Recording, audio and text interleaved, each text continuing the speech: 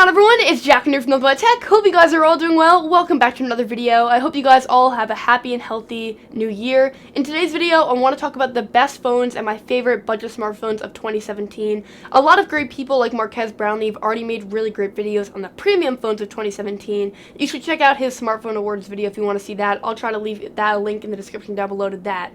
But a lot of people are always talking about premium phones, and I covered a lot of budget phones with Android Central this year and on my own channel.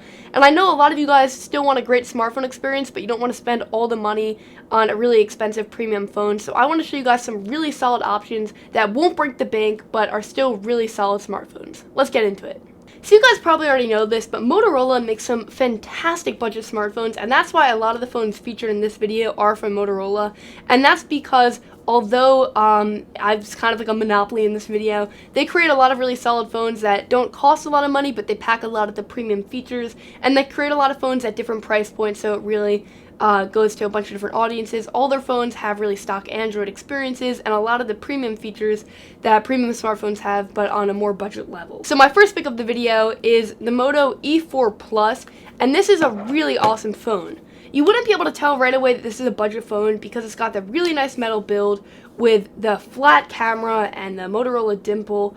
And when you flip over to the front, maybe you'd be able to tell a little bit because the bezels are a little bit bigger than the flagship phones nowadays, but because they're a little bit bigger, it actually allows for a few things that some of the flagship phones don't have, which is the front-facing flash, a front-firing speaker that works in combination with the speaker on the side, and a fingerprint sensor. So with a lot of the phones now, you're getting facial recognition or a fingerprint sensor on the back, but this still has a fingerprint sensor on the front, and it's really fast. It's actually a great selling point of the phone. In terms of the display, it's not the sharpest display on the market, obviously, but for the price point, I'm actually really impressed with it. It gets really bright, the viewing angles are pretty good as well, and overall it's a really great display.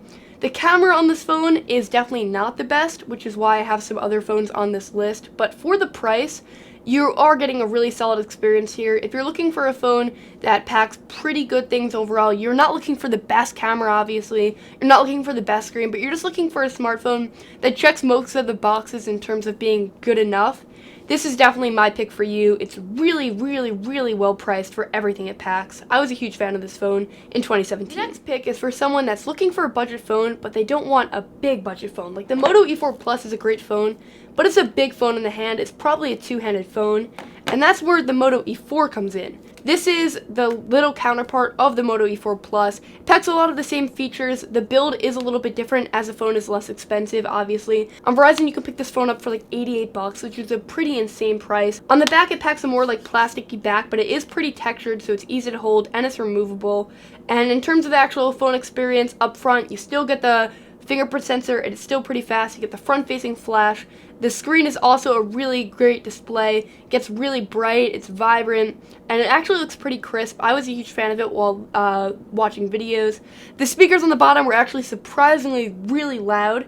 And in terms of the cameras, this is again where maybe you can tell it's like a budget phone. The camera is not great. It does have pretty fast focus, which is a nice benefit, but the colors are kind of always like washed out and overexposed, and it doesn't like look that great. Like you'll be able to tell that this is a budget phone when you look at the camera, but it takes the photos pretty fast and the focus is pretty fast. So overall, if you're looking for a small, compact phone that's also on a budget, the Moto E4 is probably your best pick.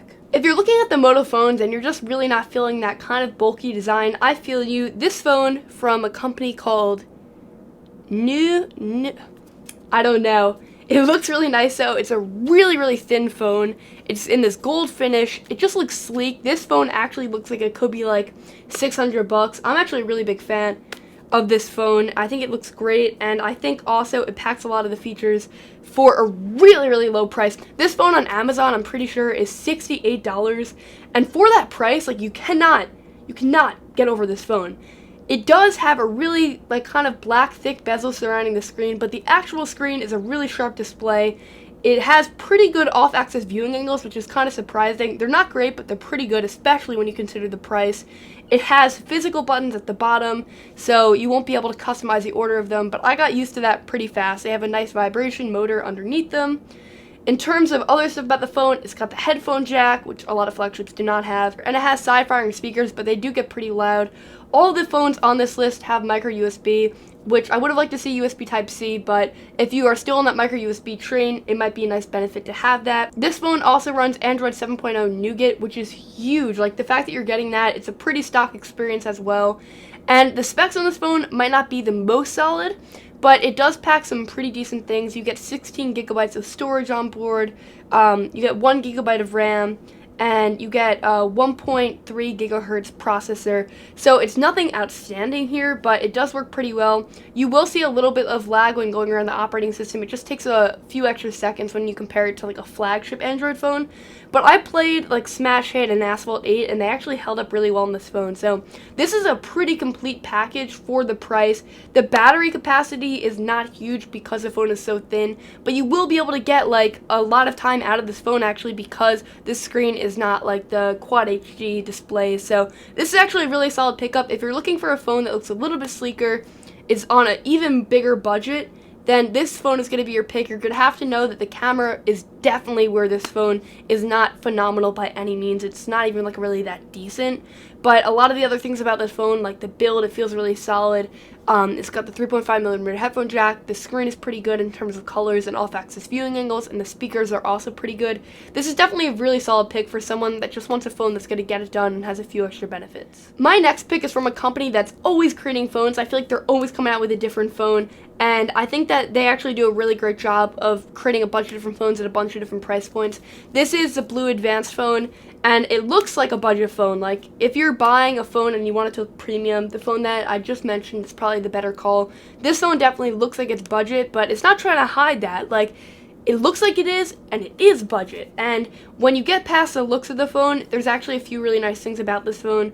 The back is removable, and it also has a removable battery, which is really great. The speaker is in the back, which is definitely a con of this phone. But otherwise, the phone actually has really good things going for it.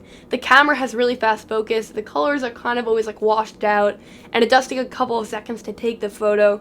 The screen has decent off-axis viewing angles and decent colors. This phone is definitely for someone that is really trying to like cut back on their budget. They just want like a simple phone to get something done.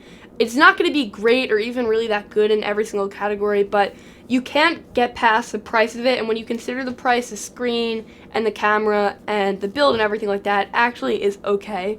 So if you're looking for a phone that just gets the simple things done, this is definitely something that should be on your list. The next pick is from this company called Doogee, and this phone is another phone that you may not have heard of, but it's actually a really, really good phone. It's $80, and for that $80 price tag, you not only get a phone that looks really sleek, it's got this nice like metal looking back, but you also get a phone that packs some extra things in the box. So alongside the charger, you also get a really nice protective case, and that's something that's a nice addition because it is a budget phone, and they're really just trying to throw in that value for you. With this phone, like I just mentioned with the blue phone, the speaker is in the back, which is definitely not great. It will get muffled when you're playing a game or watching a video and you put your hand here. You're going to have to remember that the speaker is there. In terms of this phone, what makes it unique in comparison to the other phones is the camera setup. It's got a dual camera setup, which is kind of insane because that's what we're seeing on flagship devices, and it actually works pretty well. When you switch in between each lens, it's a very fast and easy switch. Both lenses are not great, but it is nice to get that closer in feel, and I think that that definitely makes this phone unique in comparison to other phones. It won't do great in low light conditions, and it won't do great when exposed to really harsh light like studio settings. It's going to kind of get blued out, if that makes sense. But overall, like, the camera experience on this phone is definitely unique because it has that dual feature. In terms of other things you want to note about this phone, the screen is also okay. The bezels surrounding it are kind of massive, and the off-axis viewing angles are decent at best. It has an actual home button, so if you like that tactile feel, that's something nice about the phone. The battery is removable, so you can stock up on a few of them and then always keep your phone charged. And the form factor and the feel in the hand is also really great. You're easily able to access all parts of the screen, which is really nice and definitely changed from some other flagship phones. And I just think that if you're looking for a phone that kind of packs the extra things that maybe the other ones don't, like the dual cameras and the case in the box, this is a really solid contender, and I actually really enjoyed my time with it. I would recommend this one. Okay, the last one for this video is by Motorola, and this, in my opinion, is the best budget smartphone of 2017, and it's a little bit more expensive than all the other phones, but I think that's rightfully so.